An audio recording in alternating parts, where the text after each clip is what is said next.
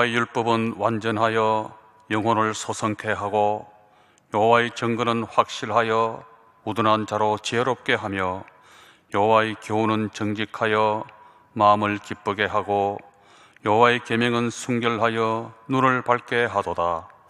여호와를 경외하는 도는 정결하여 영혼까지 이르고 여호와의 규례는 확실하여 다 의로우니 금 곧 많은 정금보다 더 사모할 것이며 꿀과 송이꿀보다 더 달도다.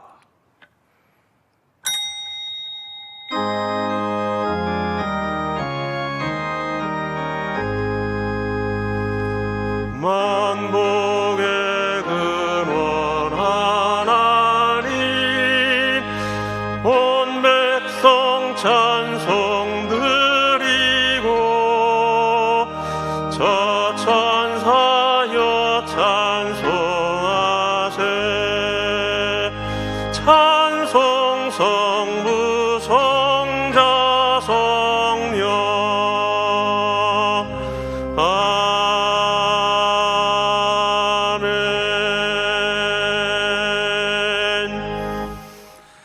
전능하사 천지를 만드신 하나님 아버지를 내가 믿사오며 그 외아들 우리 주 예수 그리스도를 믿사오니 이는 성령으로 잉태하사 동정녀 마리아에게 나시고 본디오 빌라도에게 고난을 받으사 십자가에 못 박혀 죽으시고 장사한 지 사흘 만에 죽은 자 가운데서 다시 살아나시며 하늘에 오르사 전능하신 하나님 우편에 앉아 계시다가 저리로서 산자와 죽은 자를 심판하러 오시리라.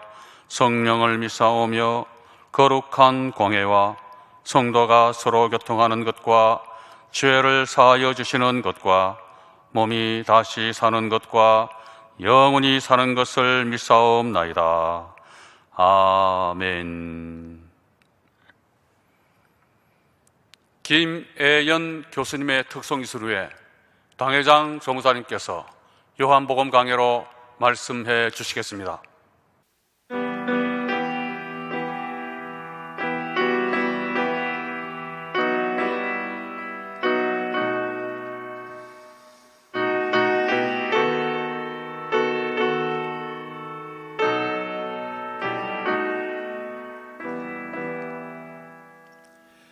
그는 실로 우리의 질거를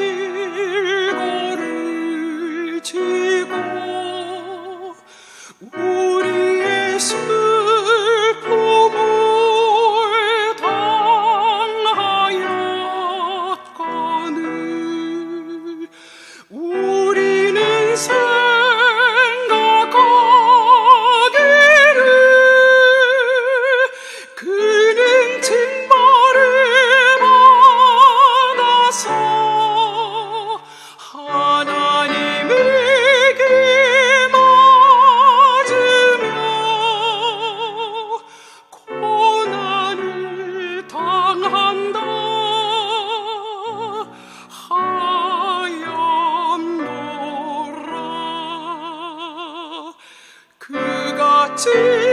찔림은 우리의 허물을 인함이요 그가 상함은 우리의 죄악을 인함이라. 그가 징계를 받음으로 우리가 평화를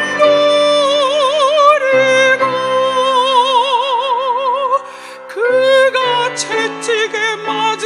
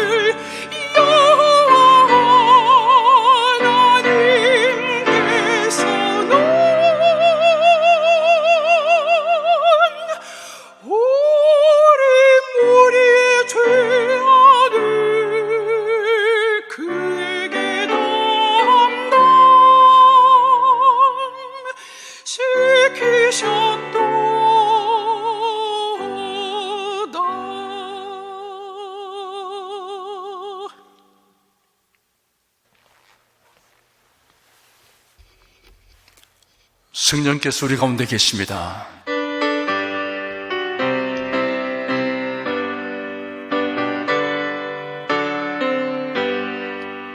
구세주를 믿는 이들 찬송하고 찬송하세. 맘과 뜻과 힘 다하여 경배드리세. 은혜 진리 되신 예수 영원토록 변함없네.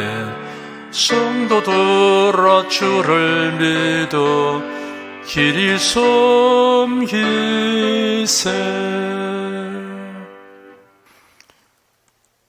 거룩하고 복된 주일에 예배드리는 즐거움을 주신 하나님께 감사와 찬송을 드립니다. 주 하나님, 우리 성도들은 급변하는 세상을 실감하고 있습니다.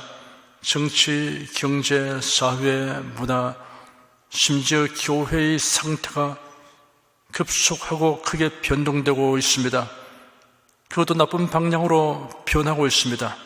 상식이 통하지 않고 정상적인 생각과 행동을 하는 사람이 설 자리가 점점 좁아지고 있습니다. 도덕과 윤리와 신앙의 기본이 붕괴됨이 세계적 현상이 되었습니다. 지성과 교양과 신앙이라는 것이 단지 허울에 불과하다는 것이 드러났습니다. 그러나 우리 성도들은 낙심하지 않습니다. 성경에 예언된 종말의 징조인 것이 확인하여서 깨어있는 성도들을 더욱 경성하게 합니다. 언제라도 주님의 재림을 기쁘게 맞이하도록 거룩한 행실과 경건함으로 하나님의 날이 임하기를 바라보고 간절히 사모하며 살아갑니다. 저희가 모든 일에 주님을 기쁘시게 하려고 결심하지만 육신이 연약하여 온전히 행하지 못함으로 탄식하고 회개합니다. 긍휼히 여겨 주시옵소서.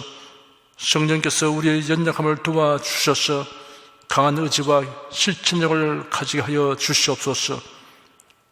이 시간 설교를 통하여 하나님의 말씀을 듣고 은혜와 진리를 깨달으며 하나님의 뜻을 분별하고 위로와 소망을 얻고 몸과 마음이 치료받게 하여 주시옵소서.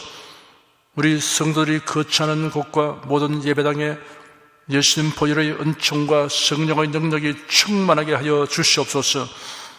우리나라와 교회를 해치는 자들이 공의로 심판하시는 하나님을 두려워하게 하여 주시고 정녕 나라를 위하고 교회를 위하여 힘쓰는 사람들에게 승리와 영광을 안겨 주시옵소서. 하나님께서 세우신 우리나라와 교회가 복음을 널리 전파하는 사명을 온전히 수행하게 되기를 원합니다. 복음과 자유의 물결이 북한을 뒤덮게 하여 주시옵소서. 주 예수 그리스도의 이름으로 기도드립니다. 아멘. 국내 국외 각 가정과 각 처소에서 예배드리시는 성도 여러분에게 우리 주 예수 그리스도의 은혜가 충만하기를 축복합니다. 지난 주일에는 요한복음 1장 1절에서 13절까지 살펴보았습니다. 오늘은 14절에서 18절까지를 강의하며 설교하겠습니다. 14절을 함께 읽겠습니다. 말씀이 육신이 되어 우리 가운데 거하심에 우리가 그 영광을 보니 아버지의 독생자의 영광이요 은혜와 진리가 충만하더라. 하나님은 성부, 성자, 성령 삼위가 일체이십니다. 창조주이신 하나님의 존재 양식은 피조물의 존재 양식과 다르기 때문에 다른 사물로서 설명될 수 없는 것이 합당합니다. 하나님께서 이런 사실을 성경에 계시하셨기 때문에 우리가 알고 믿는 것입니다. 태초에 말씀이 계시니라, 이 말씀이 하나님과 함께 계셨으니 이 말씀은 곧 하나님이시니라 라고 기록된 1장 1절에서 살펴보았듯이 말씀, 로고스이라는 용어는 성자 하나님, 곧 하나님의 독생자이신 예수 그리스도를 일컫는 것입니다. 그러므로 말씀이 육신이 되었다는 것은 하나님께서 사람이 되셨다는 뜻입니다. 이를 줄여서 간략하게 성육신 혹은 도성인신이라고 표현합니다. 하나님의 성육신은 인간의 이해를 초월하는 신비로운 사건입니다.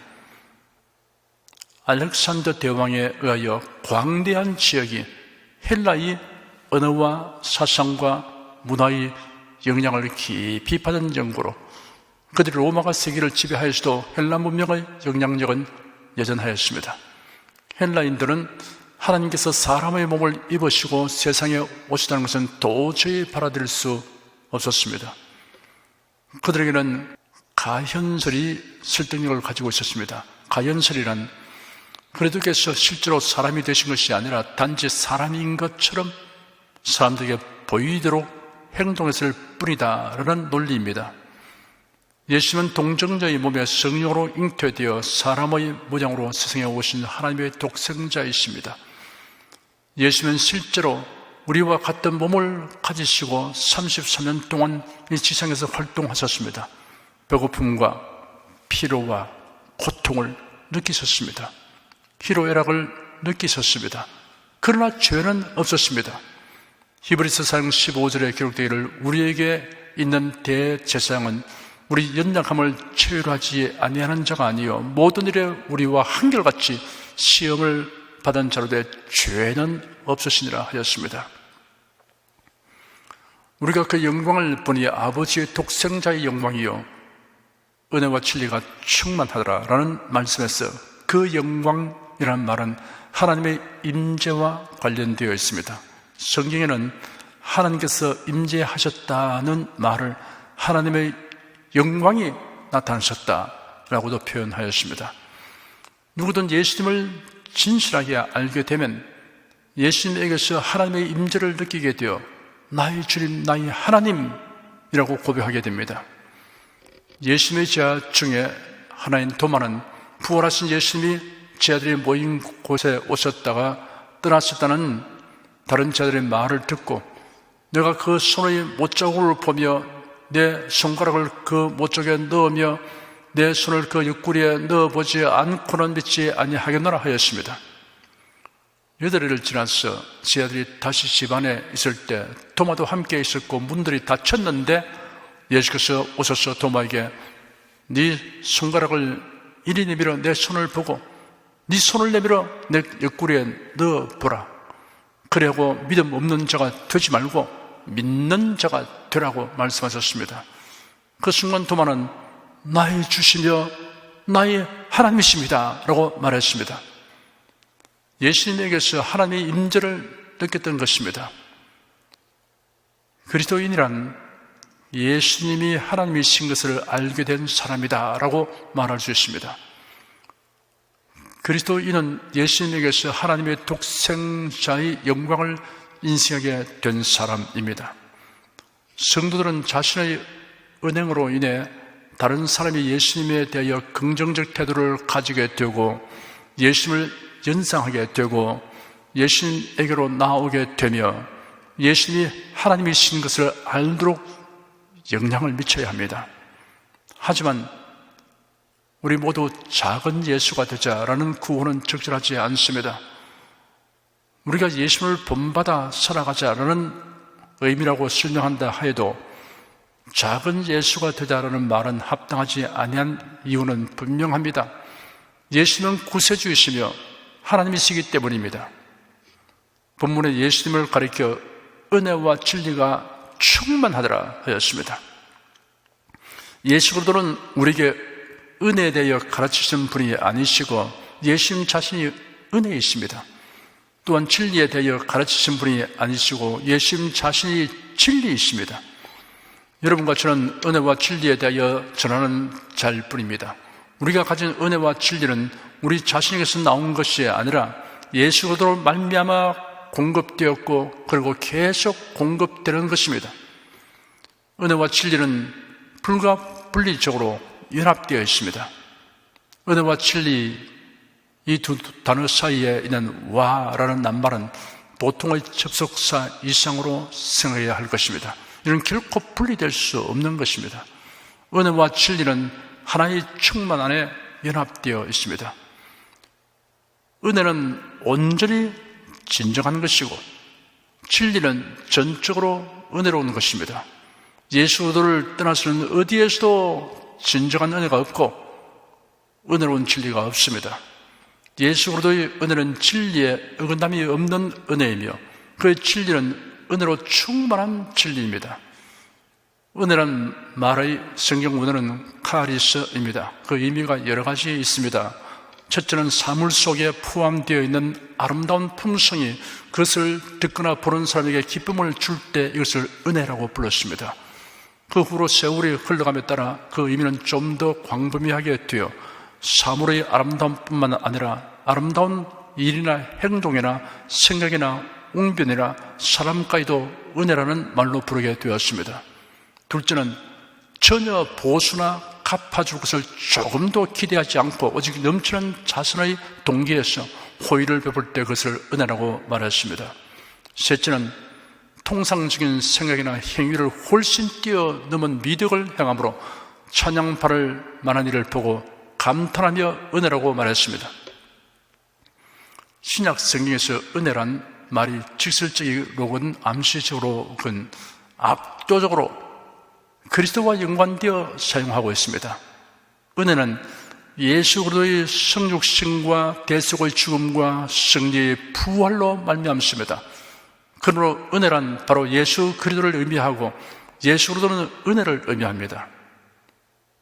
은혜와 진리가 충만하더라 하신 말씀에서 진리의 성경 원어는 알라데이아입니다. 이는 본체, 실체, 본질을 의미합니다. 상징, 예표, 그림자, 모형이 아닌 본체입니다. 노아 방주, 유월절 어린 양, 성막, 제물, 안식일 등이 가리키는 실체와 본질은 예수 그리스도입니다. 히브리서에는 그러므로 하늘에 있는 것들의 모형은 이런 것들로서 정결케 할 필요가 있었으나 하늘에 있는 그것들은 이런 것들보다 더 좋은 제물로 할지니라. 그리스도께서는 참 것의 그림자인 손으로 만든 성소에 들어가지 아니하시고 오직 참 하늘에 들어가사 이제 우리를 위하여 하나님 앞에 나타나시고 율법은 장차오는 좋은 일의 그림자요 참 형상이 아니므로 해마다 늘 드린 바 같은 제사로는 나오는 자들을 언제든지 온전케 할 수 없느니라 라고 기록되었습니다. 성경에서 말하는 진리란 도덕과 철학과 과학에서 다루는 사물의 실체적 진실되는 개념을 넘어서 영원히 변치 않고 사람들에게 영원한 생명을 주는 그리스도를 가리키는 말입니다. 빌라도가 예수님을 신문하면서 진리가 무엇이냐라고 물었을 때 예수님은 아무 말씀도 하지 않으셨습니다. 마치 내려쬐는 햇빛 아래서 태양이 어디 있느냐라고 묻는 것과 다름없습니다. 예수 그리스도를 모르면 우리에게 영생을 주시고 영원한 행복을 얻게 하여 주는 은혜와 진리를 알 수 없고 체험할 수 없습니다. 15절을 함께 읽겠습니다. 요한이 그에 대하여 증가하여 외쳐 가로되 내가 전에 말하기를 내 뒤에 오신 이가 나보다 앞선 것은 나보다 먼저 계심이니라 한 것이 이 사람을 가르침이라 하니라. 여기에 언급된 요한은 세례 요한입니다. 세례 요한은 사람들에게 회개를 촉구하고 세례를 주는 일을 하였습니다. 그는 예수님을 사람들에게 알리는 임무를 하나님께로부터 받았습니다. 사도 요한은 세례 요한이 예수 그리스도에 대하여 증언한 일에 대하여 언급하였습니다. 세례 요한이 사람들에게 선포하기를 내가 전에 말하기를 내 뒤에 오시는 이가 나보다 앞선 것은 나보다 먼저 계심이라 한 것이 이 사람을 가리킴이라 하였습니다. 육신의 나이로는 세례 요한이 예수님보다 6개월 먼저 태어났고 먼저 활동을 시작했습니다. 그런데도 세례 요한은 예수님을 가리켜 자신보다 먼저 계신 분이라고 소개했습니다. 예수님은 만물이 있기 전에 영원부터 계신 하나님의 독생자라는 사실을 세례요한은 알고 있었던 것입니다. 이러한 지식은 하나님의 계시가 없이는 알 수 없는 것입니다. 훗날 예수께서 유대인들에게 아브라함이 나기 전부터 내가 있다 하시니 유대인들이 돌을 들어 예수님을 치려고 하였습니다. 예수님이 누구신가를 알지 못하면 이런 행동을 하게 되는 것입니다. 16절을 함께 읽겠습니다. 우리가 다 그의 충만한 데서 받으니 은혜 위에 은혜라. 두 종류의 충만이 있습니다. 일시적 충만 상태와 지속적인 충만 상태가 있습니다. 고기잡이 배가 만선이 되어 있을 때의 충만은 그 배가 항구에 도착하면 고기를 다 내릴 것이므로 일시적 충만에 해당됩니다. 풍선에 바람이 가득 차 있다든가 축전지가 가득 충전되어 있다든가 할 때 그 가득하게 된 것은 그 순간부터 비워지는 단계로 접어들게 됩니다. 누가복음 6장 25절에 보면 너희 이제 배부른 자여 너희는 주리로다 라고 하였는데 여기에 배부른이라는 말은 일시적으로 충만한 상태를 의미합니다. 배불리 먹어도 계속 그 상태가 유지되는 것이 아니고 소화가 되어버립니다. 사도행전 2장에 보면 오순절 날이 이미 이름에 저희가 다 같이 한 곳에 모였더니 저희가 다 성령의 충만함을 받고 하였습니다. 일시적인 충만 상태를 의미합니다. 저희들은 모두 성령 충만 받았습니다. 그런데 나가서 복음을 전할 때 극심한 핍박을 받았습니다. 그러자 저희들이 다시 모여 기도했습니다. 주여 이제도 저희의 위험을 하감하옵시고 또 종들로 하여금 담대히 하나님의 말씀을 전하게 하여 주옵시며 손을 내밀어 병을 낫게 하옵시고 표적과 기사가 거룩한 종 예수의 이름으로 이루어지게 하옵소서라고 간절히 기도할 때 모인 곳이 진동하더니 저희가 다 성령의 충만을 받아서 담대히 복음을 전파했습니다. 그들은 성령으로 재충만 받았습니다. 장기간 계속적이고 연속적인 포화 상태를 뜻하는 충만한 수액이 있는 나무의 경우처럼 계속 수액이 생겨나서 나무 안을 채우고 있는 것과 같은 상태입니다. 이러한 용어가 예수님에게 사용되었습니다. 누가복음 2장 40절에 아기가 자라며 강하여지고 지혜가 충족하며 라고 기록되어 있습니다. 누가복음 4장 1절에는 예수께서 성령의 충만함을 입으셨다 라고 하였습니다. 여기에 사용된 충족과 충만은 모두 지속적 충만 상태를 의미하고 있습니다. 본문에 그의 충만한 데서 받으니 라고 하였습니다. 계속적이고 지속적인 충만함을 뜻합니다. 성도들이 누리는 은혜의 원천은 예수 그리스도입니다. 그 풍성한 은혜는 온 세상 모든 사람들이 다 가져도 부족함이 없습니다. 우리 주님의 충만은 고갈됨이 없는 충만입니다. 시냇물이나 저수지의 물은 가뭄이 계속되면 고갈되어 버립니다. 그러나 바다는 고갈되지 않습니다. 우리 주님의 충만은 마치 태평양과 같습니다. 언제나 충만합니다. 은혜 위에 은혜로라 하였습니다. 우리 주 예수 그리스도의 은혜는 마치 파도와 같습니다. 전날에 바른 은혜에 머물러 있지 말고 끊임없이 밀려오는 은혜를 받도록 해야 합니다. 항상 새롭게 체험되는 은혜를 받을 수 있습니다. 주님의 은혜는 얼마든지 끊임없이 공급될 수 있으나 우리에게 이 같은 은혜를 받기 위한 요건이 구비되어야 합니다. 첫째, 은혜를 갈망해야 합니다. 사슴의 시냇물을 사모하듯이 갈망하는 마음은 은혜가 잘 흘러들어가는 통로가 되는 것입니다. 갈망하는 사람은 은혜를 바랄수록 은혜를 더욱 깊이 알게 되고 더 풍성히 체험하게 됩니다. 둘째, 은혜 위에 은혜를 받으려면 겸손해야 합니다. 하나님의 은혜는 물과 같습니다. 물은 위에서 아래로 흘러갑니다. 그러면 은혜를 받으려면 낮아져야 합니다. 야고보서는 기록하기를 더욱 큰 은혜를 주시나니 하나님이 교만한 자를 물리치시고 겸손한 자에게는 은혜를 주신다 하였습니다. 이스라엘 초대 왕 사울은 하나님의 은혜를 크게 바랐으나 교만하게 행함으로 그 은혜를 다 쏟아버렸습니다. 사울은 처음에는 매우 겸손하였습니다. 사무엘 신사가 하나님의 지시대로 백성들의 대표들을 모으고 왕을 선출하기 위해 제비 뽑기를 하였습니다. 각 지파의 대표들이 제비를 뽑으니 베냐민 지파가 뽑혔습니다. 베냐민 지파에 속한 족속들로 제비를 뽑으니 마드리 족속이 뽑혔고, 그리고 기스의 아들 사울이 뽑혔습니다. 그런데 사울이 보이지 않았습니다. 하나님께서 말씀하시기를 그가 침짝 사이에 숨어있다 하였습니다. 사람들이 달려가서 사울을 데려왔습니다. 온 백성들이 왕이시여 만수부왕하십시오 라고 외쳤습니다. 그는 하나님의 은혜를 입어 이스라엘의 왕이 되었습니다. 이처럼 당시에는 사울이 얼마나 겸손한지, 나 같은 사람이 어떻게 왕이 되어 무거운 책무를 수행할 수 있을까라고 생각했습니다. 그러면서 그는 부끄러워하며 침작 속에 숨어 있었습니다. 체격이 장대한 그가 침작 사이에 웅크리고 숨어있는 모습을 상상해 보십시오. 그런데 사울이 왕궁에 거하게 되면서 점차 겸손한 마음은 사라지고 교만하게 되었습니다.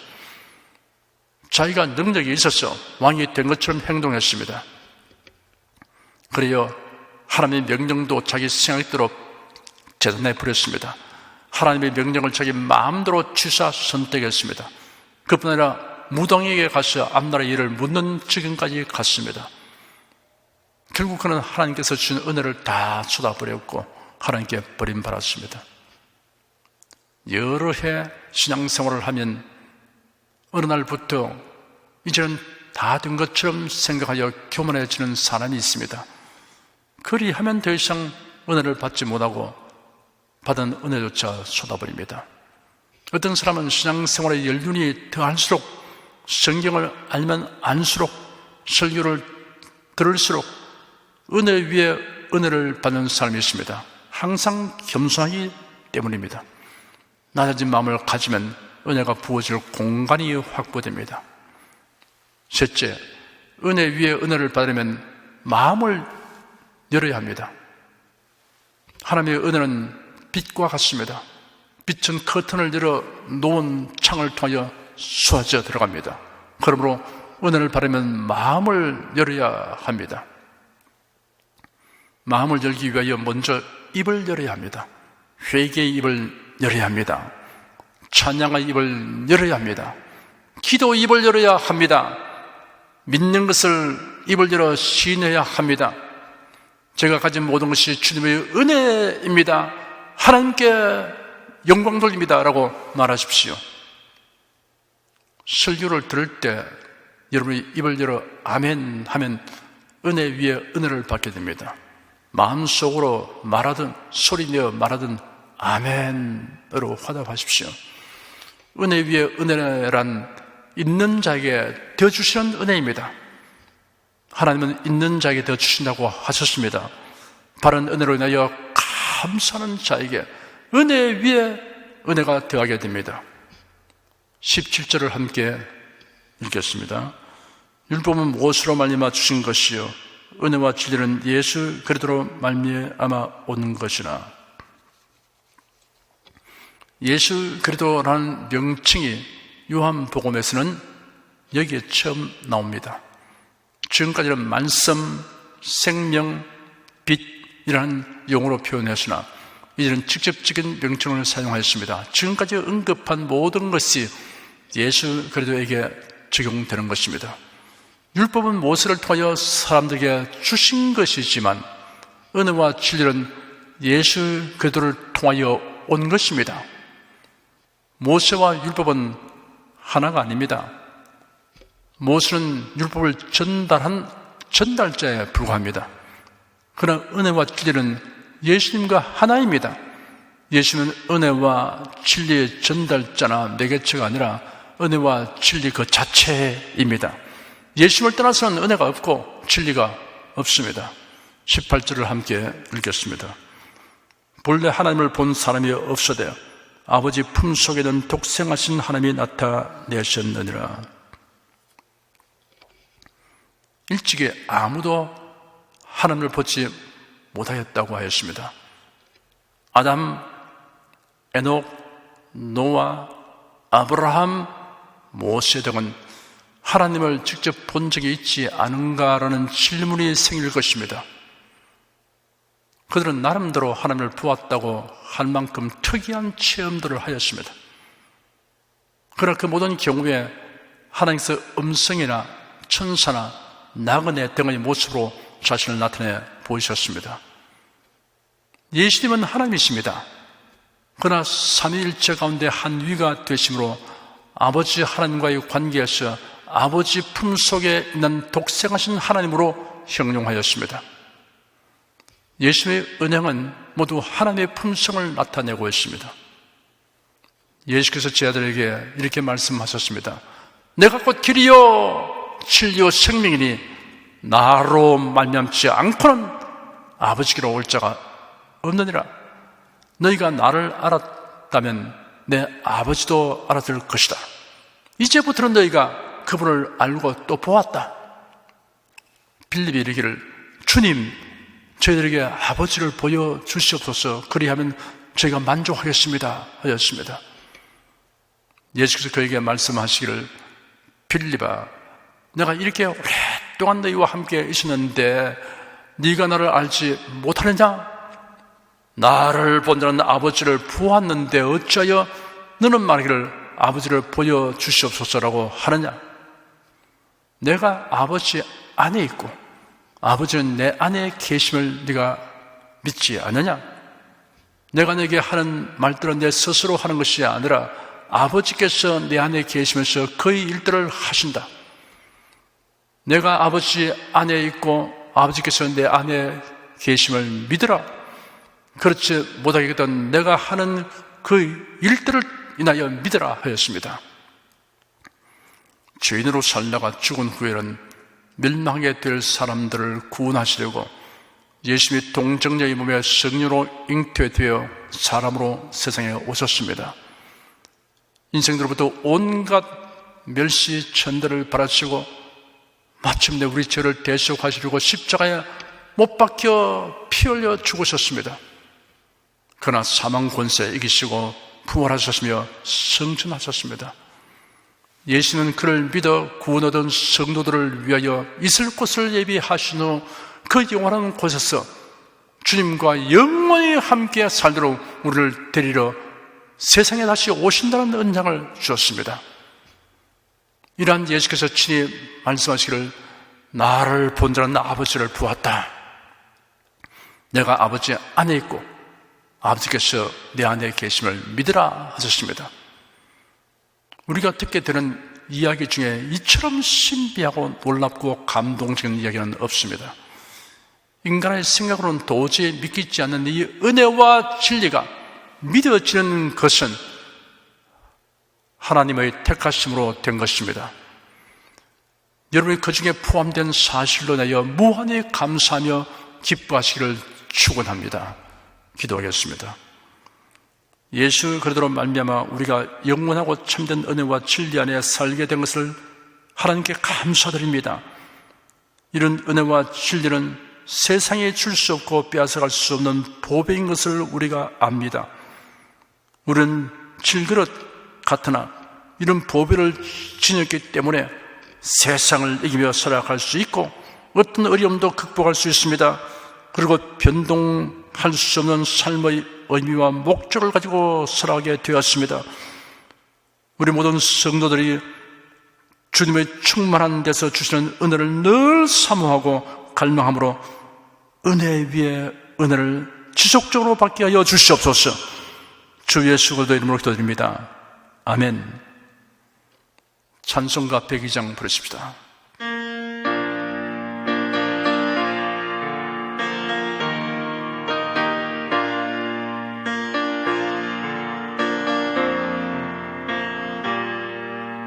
주 예수보다도 귀한 것은 없네.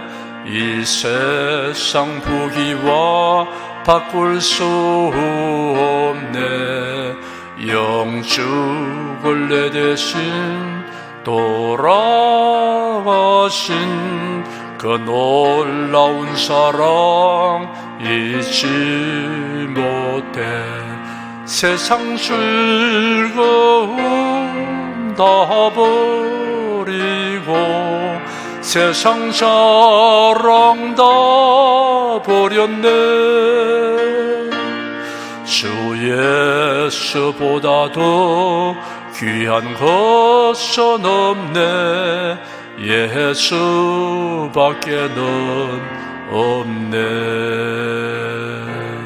주 예수보다도 귀한 것은 없네. 이 세상 명예와 바꿀 수 없네. 이전에 즐기던 세상 일도 주 사랑하는 마음 뺏지 못해.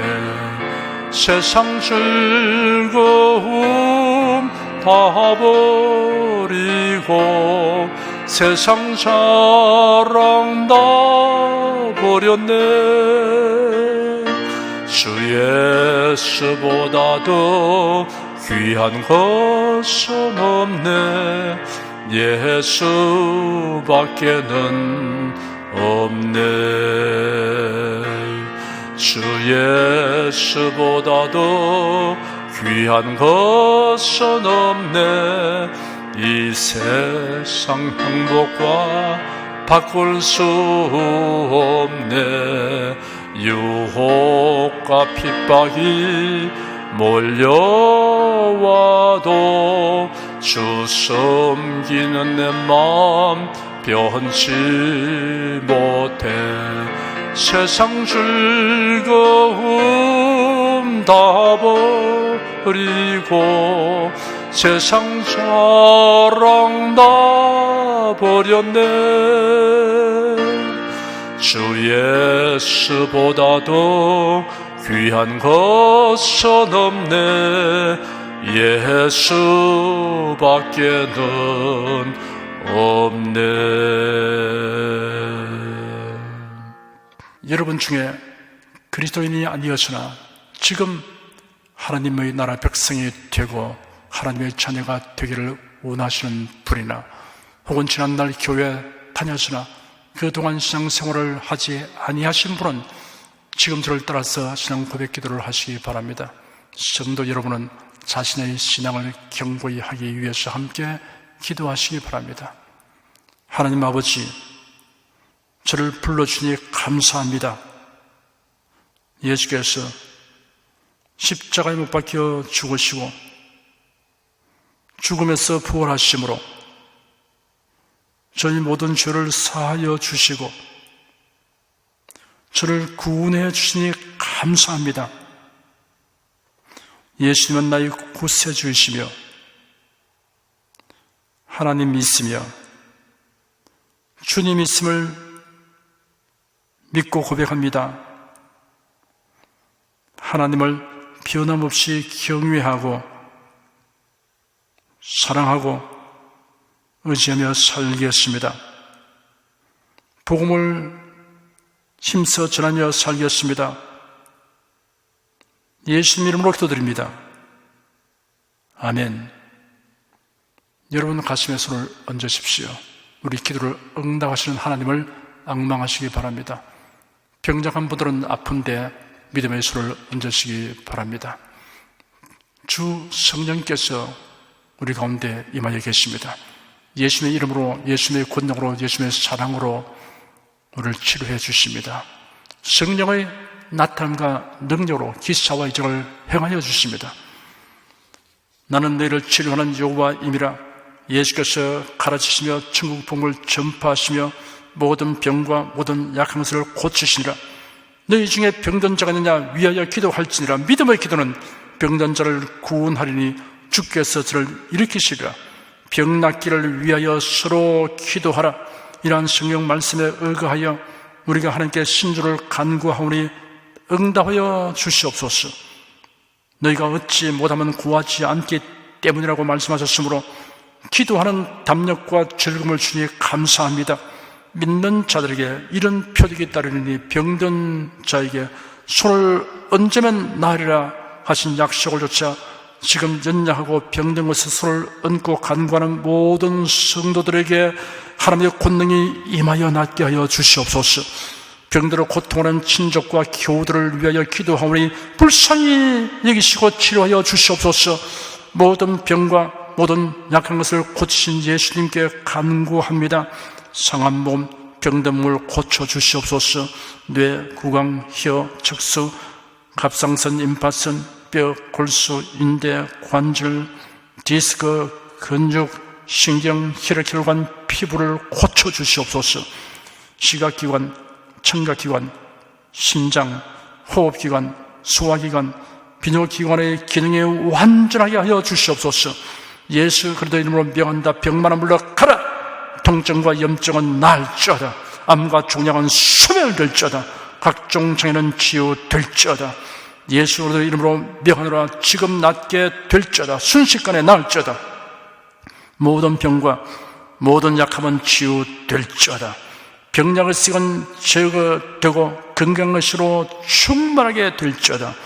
신주의 능력이 몸과 마음에 계속 머물러 있게 하여 주시옵소서. 몸과 마음이 마치 외양간에서 나온 송아지처럼 독수리가 날개치며 올라감같이 활기차게 하여 주시옵소서. 생활에 다가오는 풍파는 고요하고 잠잠하게 하여 주시옵소서. 모든 일에 항상 모든 것이 능력하여 드리고 베푸는 일을 풍성하게 행하도록 하여 주시옵소서.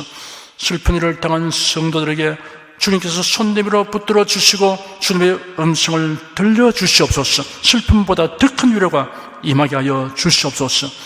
가정이 평안하고 가정이 모두 독실한 신앙을 가지게 하여 주시옵소서.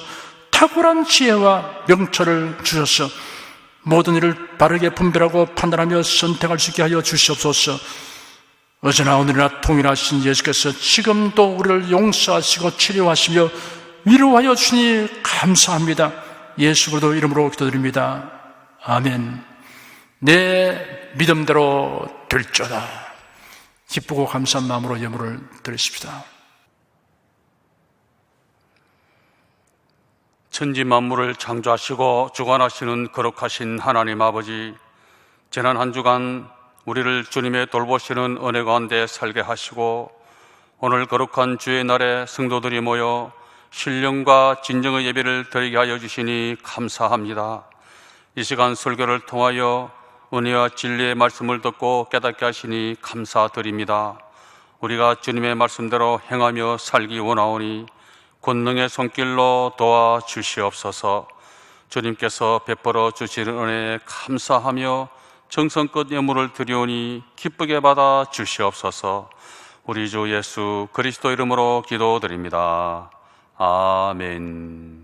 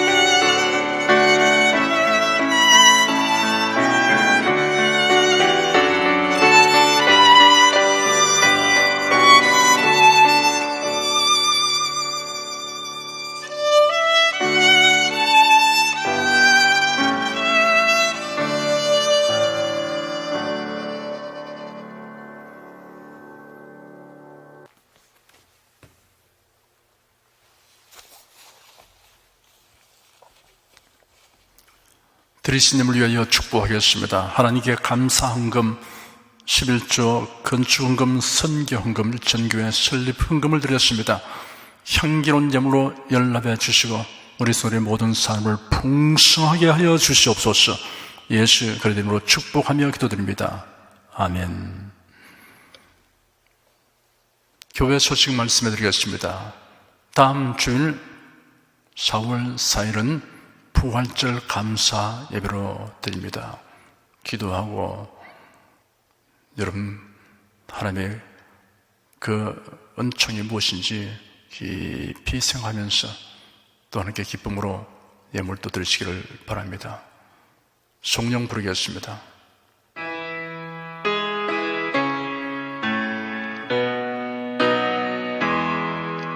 성부 성자 성령께 찬송과 영광 돌려보내세. 대초로 지금까지 또 영원 무궁토록 성삼위께 영광 영광. 아멘. 우리 주 예수 그리스도의 은혜와 하나님 아버지의 사랑과 성령의 교통하심이 은혜와 진리 가운데 살아가는 모든 성도들 위해 임하시옵기를 축원합니다. 아멘.